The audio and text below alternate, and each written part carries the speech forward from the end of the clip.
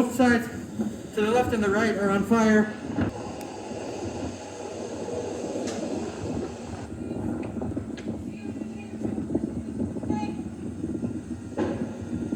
Oh my God.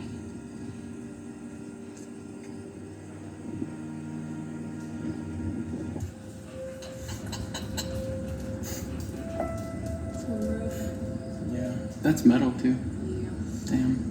That's what most of the roofs here are made out of. It's like, I can't believe the firemen aren't here blowing this out. I know. I don't know what's going on. Well, there's no cell service. There's no internet. Right, but this fire is huge. I know. Like- It's just jumping everywhere. Now we're out of it. We can see now. I Okay. can't believe that. It was Holy. like black. That was crazy. Wow. Ooh. We're good now. Yep, we're good. We're out. Yeah. That was That was intense. a little scary for a minute. Oh shit, the road's closed. It's Smithfield Street. Oh, this poor guy has to direct traffic. Oh, wow. There's another engine. It's good.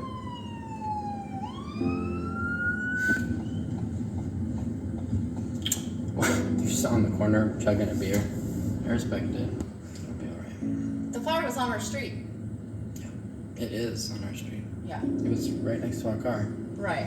Could have reached out and touched it. The guy in front of us jumped out of his car and started hitting it with his slipper. Yeah, I saw that. That little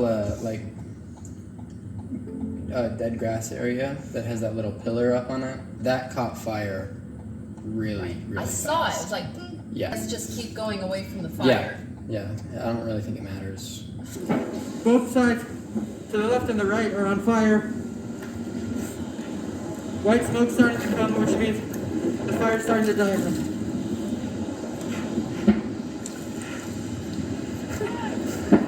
Fucking scary.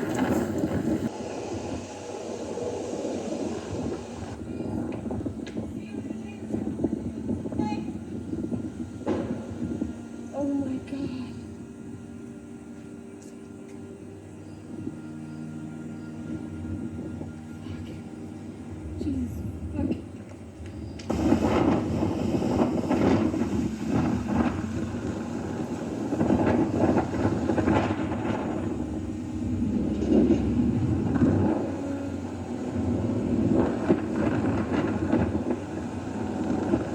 When we left, when the fire was coming, In that moment, I don't think I thought that. I thought we were gonna have back. to get out of the car and like We run thought, away. yeah, because up at this, we'll show you the intersection. It was almost blocked, and we almost couldn't make it. We thought at that point we were gonna have to get out of the car and run. But no, I didn't think we'd be able to come back. We saw like fire was coming right to it, and yeah, it was very scary. It was very scary. That way is blocked.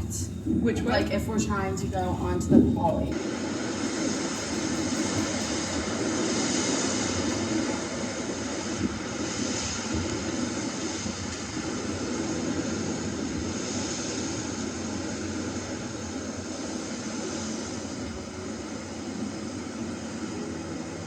So we were lucky enough to be in the water, so even like we made sure our hair was wet was one thing, because I saw someone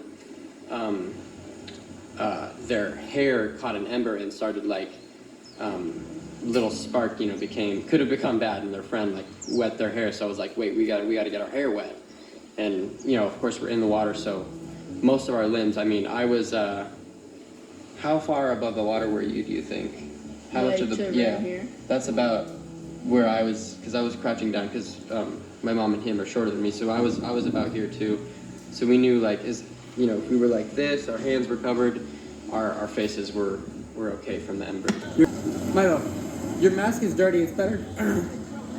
Holy fuck. Should I just wash it? Yeah, just wash it. It's kind of like when you open an oven and you're kind of like, imagine if you're like grabbing, cookies out of the oven and that is blowing on you. That's what it felt like. That's very accurate.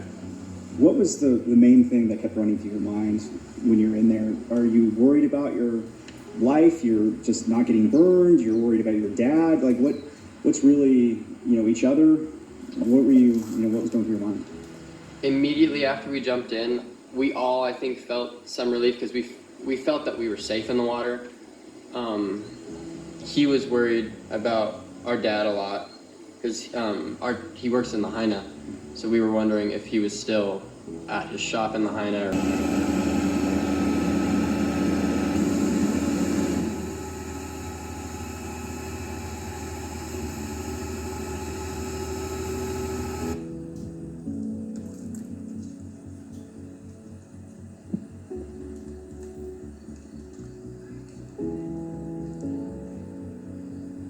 This is a landmark that people around the world have been concerned about when they heard about the fire here, the banyan tree.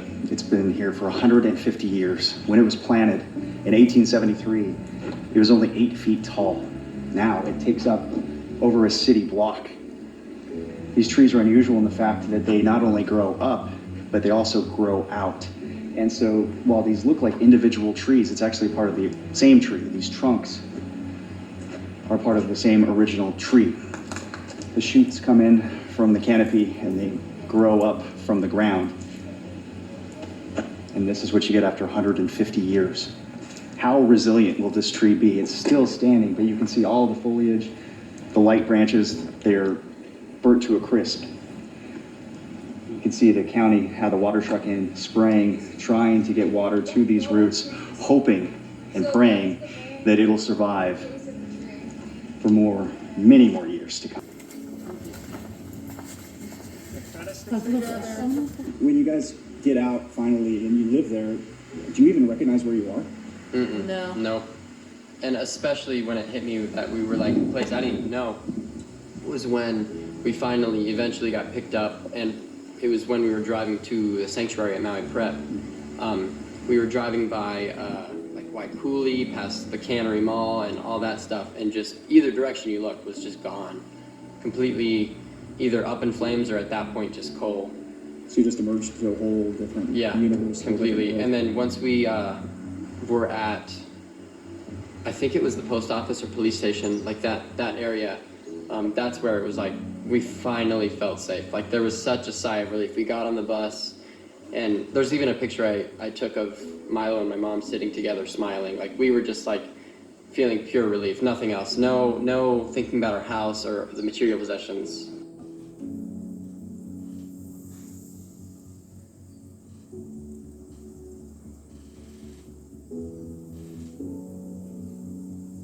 Milo, are you okay?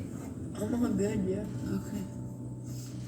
How's your breathing? We were thinking about him while we were in the water because we knew he did, work in Lahaina. I didn't think about that until you just said it. What? That you guys were thinking I was in town. I Yeah. didn't even realize that. That's what I was thinking. Yeah. I didn't Milo know was that. there. I didn't realize that's why you were worried about me, because I forgot. You guys didn't know I wasn't at work that day. What's it like hearing?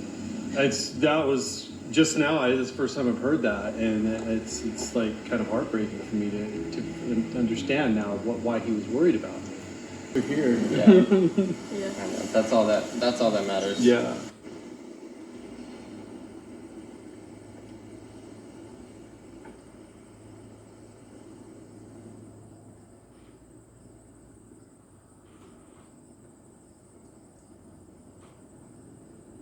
If you hadn't have gone through it personally, would you think the story is like real?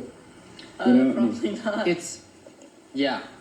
I was thinking about that while I was telling this story to a few people. I'm like, I know this sounds like I'm exaggerating, but like, you can see from the videos, like, that's why I'm glad I took them, because a lot of people, like especially on the mainland, have trouble grasping how intense it was. And I've heard a lot of people talk about this fire compared to California fires.